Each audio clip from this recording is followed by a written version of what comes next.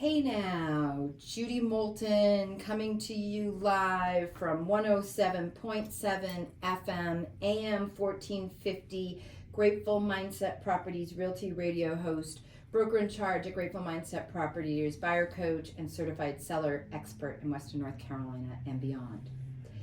So today's show is sponsored by Grateful Mindset Properties, and we have a special guest. I'm very excited to be bringing on today Al Yeck, Executive Director, Veterans Healing Farm, located at 138 Kimsey Road, Mills River, helping folks heal locally and beyond. So please be sure to stick around and hear me have a conversation with Al. And he may even interrupt me when I talk today because he's exuberant. He had a shower yesterday, which... For those of you that don't know what's happening here in Western North Carolina, many of us have been without power. There's still many of us without power. Many of us have been without internet. There's still many of us without internet, water. The list goes on.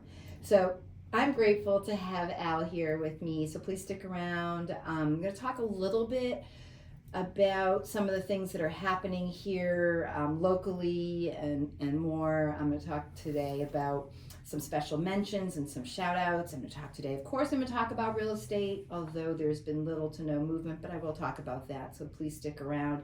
Again, Judy Moulton, Grateful Mindset Properties Realty Radio host, coming to you Saturday mornings, 9 a.m. to 9:30 a.m. Now, as most of us who work in media know, things are pre-recorded. So anyone who tells you that radio is live, there's very little other than public radio that is live. But this show is pre-recorded. It will air in the beginning of November, but there is much that is ongoing in Western North Carolina that will be talked about today and will have an effect for years to come.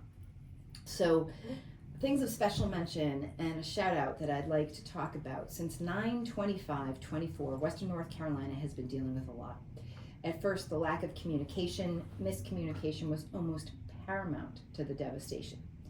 Now, please note there is no wrong way or right way to respond to the three factors of unhealthy stress that can lead to trauma if not managed.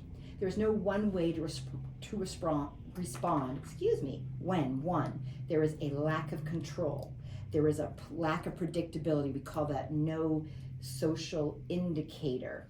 And there is a lack of social supports or outlets. The many years when I was a clinical director running a trauma mental health education facility, I still supervise therapists once a month, and I still help, on a volunteer basis with nonprofits and more. But when I ran a program and I trained therapists across the globe on how to deal with first responders, how to deal with those three components of how unhealthy stress leads to trauma. We're dealing with that right now. We're dealing with those whammies, that being caught off guard, wasn't expecting, the primitive brain, the startle response, the real or perceived threat that we've been dealing with here in Western North Carolina.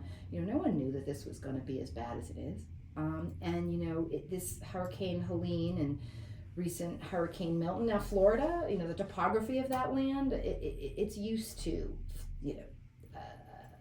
hurricanes and so on, and weather changes and the way things are there. Well, Western North Carolina, we're not, and we're still dealing with roads and bridges out.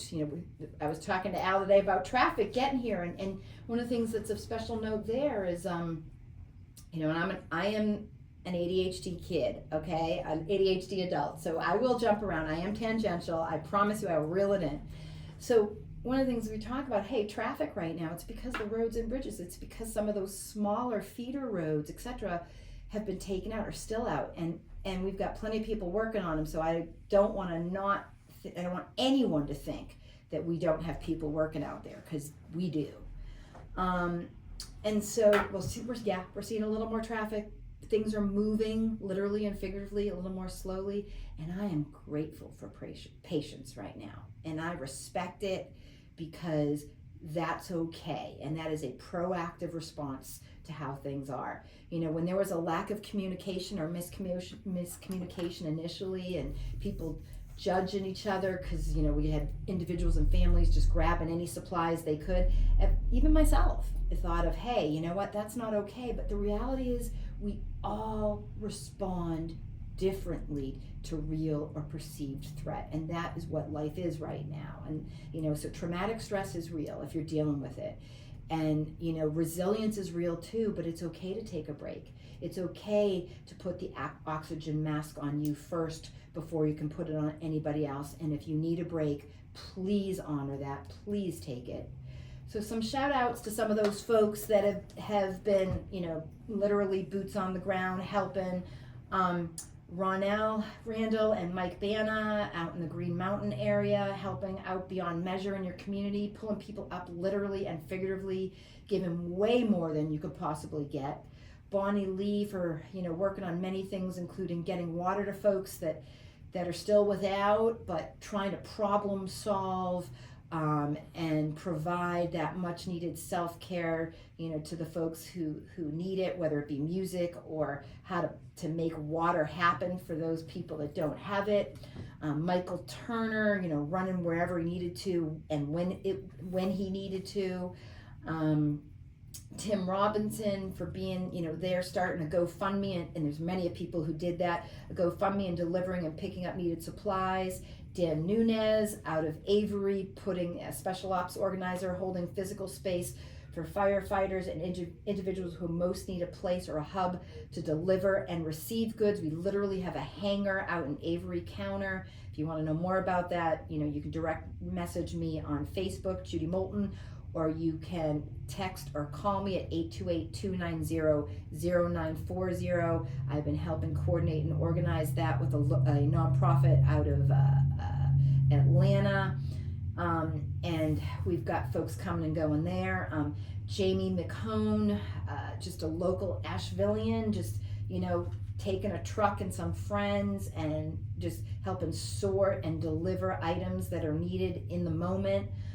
Heather Calloway out of Columbia, South Carolina, just ad hoc websites just were thrown up out of nowhere because they had the ability to communicate with people and send them to Raleigh or wherever and pick up supplies and run them here to Western North Carolina. We've got ATVs, we've got helicopters.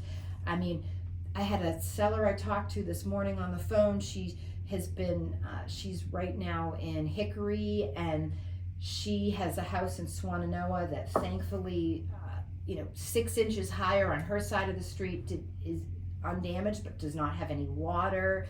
She's physically disabled and has been able was able to get out. Anyway, she got some hot dogs yesterday, and that some boys from Michigan brought a truck over and had been cooking these hot dogs, and she said it was the best hot dog she's ever had in her life.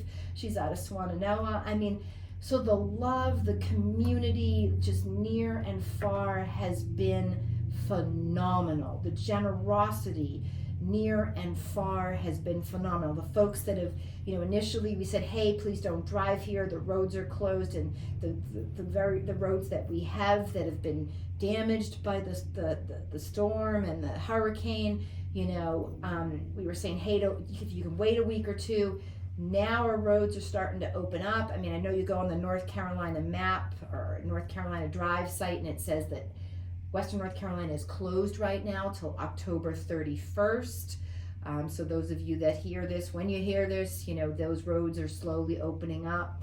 We're closed to visitors, but I know that people still need to get here to check on a home, or they need to check on a family member. So, people will get here if they need to. And so just remember self-care. Just remember, what you need in the moment, and everything that we can do, we're trying to do, and we're so thankful for that. I'm so grateful to be able to be a responder and to be able to help and just be a listener. When I went and first did wellness checks, one of the biggest things I noticed was people just needing to talk, and to be able to cry or whatever that is. And so holding space, just listening and being there for your neighbor, for your friend. Again, together, we're stronger together, one street, one moment, one day, one place at a time. So just a couple of real estate things, I don't want to be trite or not be mindful of what people are going through, but we are slowly coming back on. We still literally only have a couple new listings. We were definitely more of a buyer's market recently, but right now, because of the lack of inventory and the focus right now being on repair, literally homes, roads, bridges, etc., there's not a focus on new construction, there's a focus on reconstruction and rebuilding. Whether it's a community, whether it's a person, whatever that need might be. So homes, that got destroyed, folks are still waiting for, the resources they need to rebuild and replace, so they're not necessarily moving out of their homes, but then there's many homes that, were not damaged. So again, we are in a low inventory market right now. So I have more sellers than I have buyers. I do have folks that plan on coming this way, but again, just asking people to be patient as we slowly rebuild. It doesn't mean we won't. It means we will rebuild stronger, better. For those of you that remember, what was the $6 million man and the bionic woman, we're going to be better, stronger than we were before. Al's smiling at me, for those of you, I know he remembers. So interest rates, they've come up a little bit, but they still remain in the 6s and 5s for the 30-year and the 6s, 15-year and the 5s. Election is going to be coming. That's going to have a factor. So low inventory, inflation, interest rates, all these things make the market move more slowly. It is recovering, it's just recovering slower. So please keep that in mind. You can reach out for any reason or no reason. Grateful Mindset Properties, Judy Moulton, 828-290-0940, or gratefulmindsetproperties.com. A couple of highlights. Under contract in a day before the hurricanes, that's still, that property has remained undamaged. Another condo in the same facility in Cummings Cove, 3503. Newer, updated property. Again, hopefully you'll come and see it, but that is one you can see remotely if you can't get here right now. 19 Lynn Garden in Swannanoa, undamaged. We'd love you to see it remote or live in person, as well as 505 King Crest and Flat Rock, some of the highlighted properties we have going. And those are really that's really the nitty gritty for real estate right now. Patience, slow going. All my sellers are grateful, and they're just happy to be able to help their local churches, their local community, their local neighbors, and that they have a property that still exists. I'd like to bring Al on. Again, Al is here from the Veterans Healing Farm. Al Yeck, the Executive Director of Veterans Healing Farm, located here locally in Western North Carolina and Mills River. So he's going to talk long, short, tall, whatever, medium size, about what he's doing to help those folks that need it most. Thank you, Judy. Thank you for having me on the show. You're welcome. I'm glad you're here. So it's been quite an ordeal for everybody. The Veterans Healing Farm, our past location, we were told in January we had until August 15th. The lease wasn't being renewed, so we didn't want the veterans to suffer from that. So we ran all of our normal programming. And for example, when I say normal programming, equine therapy, canine therapy, music therapy, art therapy, agri-therapy, where they're working in the growing produce, growing flowers, beekeeping. We actually have a tomato team that's led by Craig LaHoulier, who is he named the Cherokee Purple tomato in 1990. Oh, wow. And he's a big pharma scientist that loves heirloom tomatoes. So we kept everything going. Nice. While we looked for a new place, while we fundraised, while we were packing up and shutting down. And so August 15th, we had to be off by the 15th, we were off on the 10th, just to give that buffer. So God bless our veterans. I mean, you're hearing this simultaneously. Things are, one place is closing, other places are opening up, and made sure that those who needed it, those would still have resources. I mean, that we had to stick to our mission. So a mission first, and then we adapt everywhere else. So it was shortly after that, at the end of August, that I came across a property in Mills River, our current location, and we closed 2 weeks before the hurricane hit.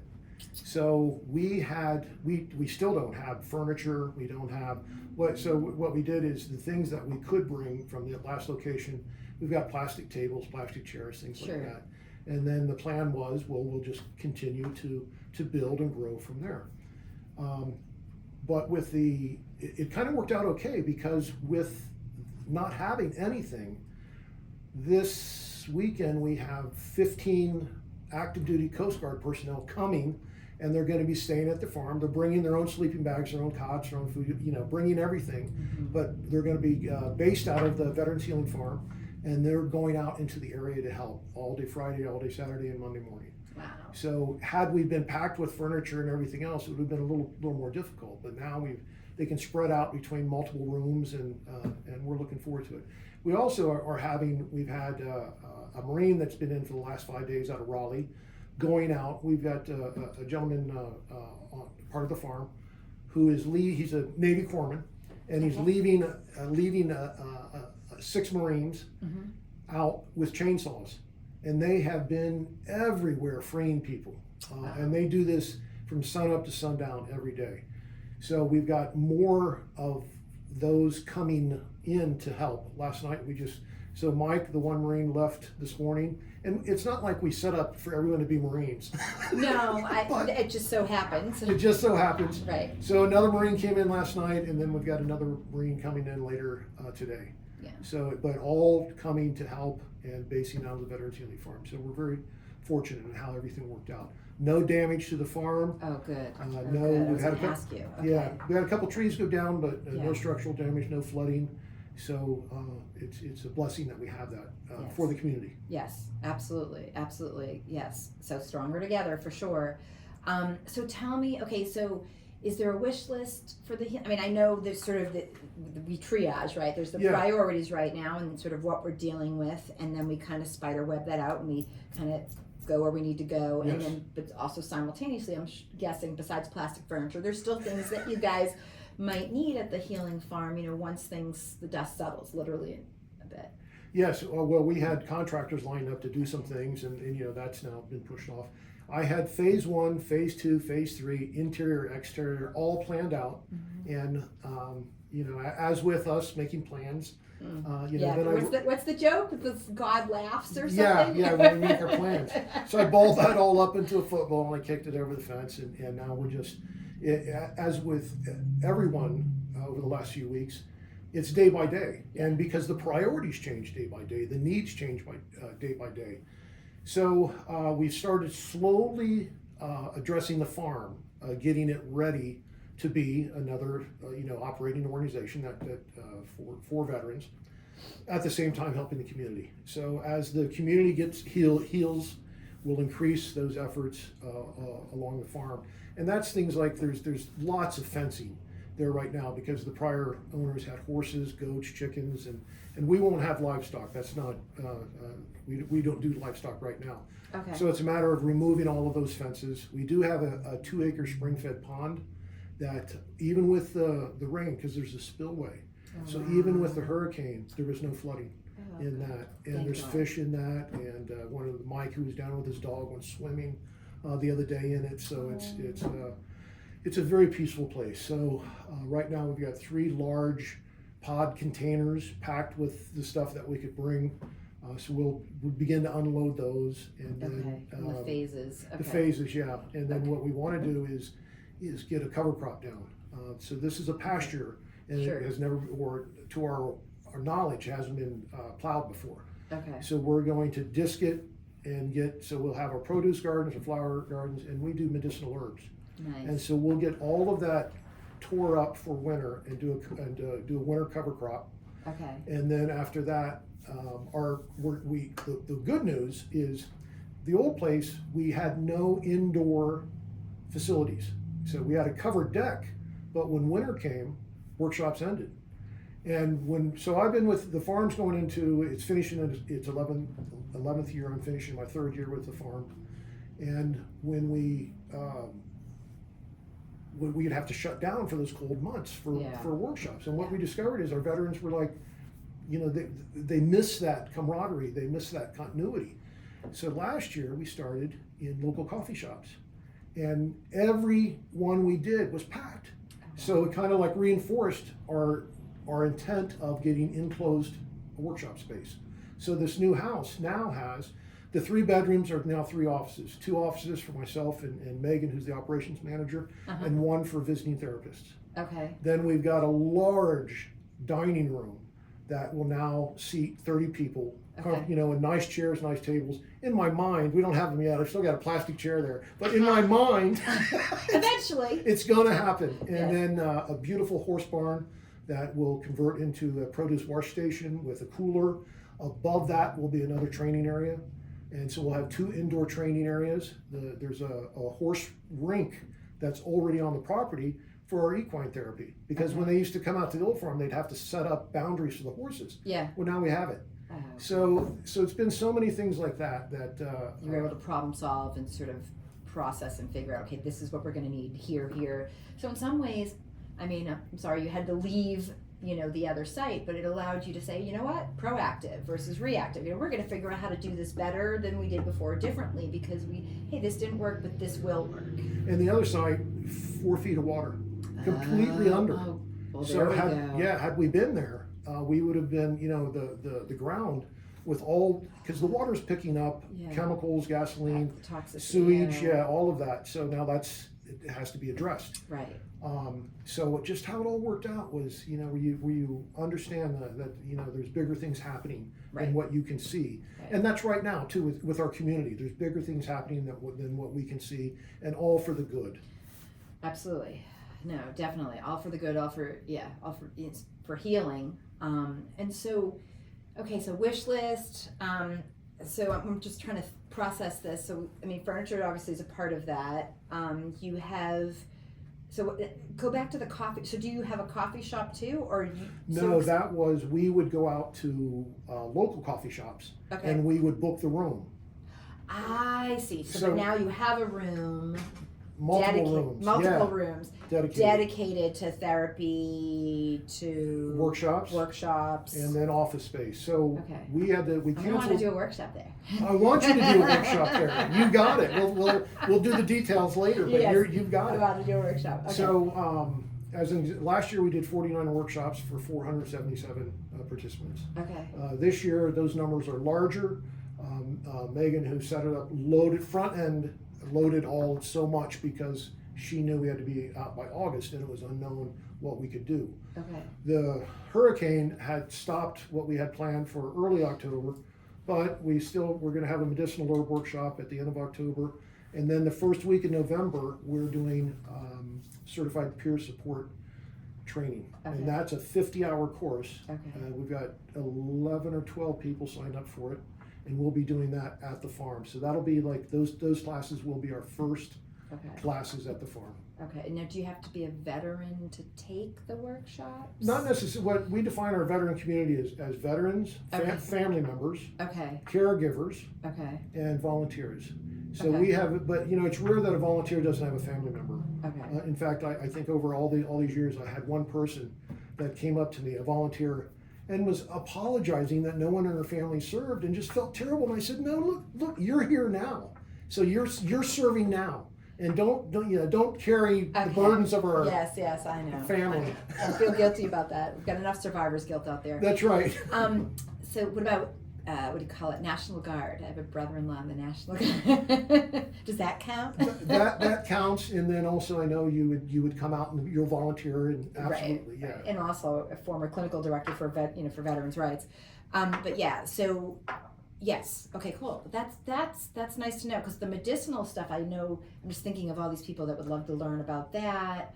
We used to, and we'll have it again, but 68 medicinal plants growing, and then Okay. we had the medicinal herb squad, Okay. and they would take care of that garden and process it, and we have industrial dehydrators, and they would make teas, salves, balms, Okay. whatever, Love it. and we have a director of plant medicine, Rebecca Van, and our goal with plant medicine is, if we can get, the big 3 for veterans are always sleep disorder, anxiety, and inflammation. Mm-hmm. So if we can get a veteran using plant medicine versus something from Pfizer, then it's a victory. Mm-hmm. And we've had those before. Right. In addition to individual and group therapy and peer support. So that's wonderful. And then the bee, obviously, does bee fall under? It definitely falls under medicinal, but beekeeping, and certainly there's a lot that comes from pollen that's healing. It is, and well, beekeeping. And I recently had to do a presentation at the Charles George VA had a mental health summit, and they had an umbrella category of animal therapy. So they had horses, dogs. There's a rabbit, and then I was invited for bees, or the farm was invited for bees. My lead beekeeper was in Europe, so I'm like, oh, okay, God, I got to put this together now. And I struggled, and then Megan said, you're overthinking it, just let it go. And what I understand, because this also applies to all of our workshops. All of our workshops are either actual therapies or therapeutic. Got it. So beekeeping, if you would have said, Al, do you want another therapy? No, I'm good. I don't need nothing. You want to make friends? No, I've got all I need. What about be part of a larger community? No, my community's fine. It's I wave to people as I drive by in the neighborhood. Yeah. If you would have said, what about mindfulness? Well, no, I don't need to mind anything. I'm good. What about purpose? No, I have a purpose. I get up in the morning, and at nighttime I go to bed. This is the stuff going right. Besides the healing part. But when you, and this is for everything that we do under the agrotherapy. Sure. So beekeeping, you go up there and you want to learn about bees. So you're in your bee suit, and the sheer number, there could be 40,000 bees. I mean, that's what's going on around you. So you're very mindful, and you're very focused on what you're doing with the hive and looking for the queen and everything that has to be done. Well, you're meeting other veterans who are also beekeeping too. So you're making friends. Now the beekeepers are part of the Henderson County Beekeepers Association. Oh, that's awesome. So you're becoming, and they do workshops themselves, and so you're becoming part of a larger community. You never planned, like I said, if you would have asked me any of those, no, I don't want to do any of that. And then purpose, absolutely. So all of those things that go directly to, in fact, if you remove those things, that's where you get into depression, that's where you get into anxiety. Put them all together, and there's a healing aspect that goes with that. That holistic approach. Yes, and that's where we work with the Charles George VA. They send their psychologists, their interns, their chaplains out to the farm because they understand that they do what they do, but there's other ways. And all of the therapies and therapeutic things we do are proven. So there's no foil hats. Right. You know, it's all nature based to some extent. We do, and we open this up for the entire community, suicide prevention workshops, because the crisis. Veterans are disproportionately affected of dying by suicide. But it's a crisis in the whole country, and it's a crisis in our community. And I want every single person, every business owner to send somebody to that class. It's a 2-hour class, but you can save a life by it. And so we've been offering these for years. Well, and one thing I always say, Al, you won't know this, but when I was a therapist full time, is we heal in community. Absolutely, that's it. And so everything you've just described. And so many, we still encounter Vietnam veterans that self-isolate. They've gone to work all their lives. You know, they'll go to dinner, but they self-isolate. And we don't want self-isolate at home to self-isolate at the farm. So we're very involved back and forth with the community. Whatever that is. And so like the beekeeping to the medicinal to the workshops to the everything that you're doing, you know, individual groups there, all of that sort of peer support, housing, whatever that is, it's yes, we heal in community. I mean, us as a species, we weren't developed to be isolative. We developed, you know, to care for things besides ourselves, to care for things smaller than us or within a proximity of us. Yes. So no, that's fabulous. And that's so they can do any of that they want. You don't have to know how to do anything, or come and do nothing. Right. Just come and sit, have a cup of coffee. Yeah. And we don't have to call it mindfulness. That's it. It's none of that. It's exactly. I have friends who say, we don't believe in that woo-woo stuff. But you know what? It's all language. You know, what differs us from the dogs and all the other mammalian species is how we use language, how we file information. And so if we want to call it mindfulness, I got quotes on YouTube right now. If we want to air quotes, if you want to call it mindfulness, or you want to call it, just where our mindset or focus is, it's all the same. And it's healing. When you originally said about the difference between the dogs and stuff, I immediately thought, well, normally I go to the bathroom inside, but then with with the hurricane, all bets are off. As I told you, the Lowe's 5-gallon bucket and Home Depot 5-gallon bucket have become my best friends. and no water where I'm at. So. Yeah. So thank you so much, Al, for being on the show today. Any quick 30-second shout out, people to reach you? Anything you'd like to say before we end? And if anybody needs anything, 828-595-6111. And just leave a message of who you are and what you need, and whether that's trees removed, whether it's help with sludge, whatever it is, let us know and we'll do our best to help you. Thank you, Al. Thank you, Al Yeck, from the director of the Veterans Healing Farm here in Henderson County. Thank you, folks, for listening, our weekly fans and so on. Grateful Mindset Properties, Judy Moulton. 107.7 FM, AM 1450, GratefulMindsetProperties.com, and so much more. Thank you.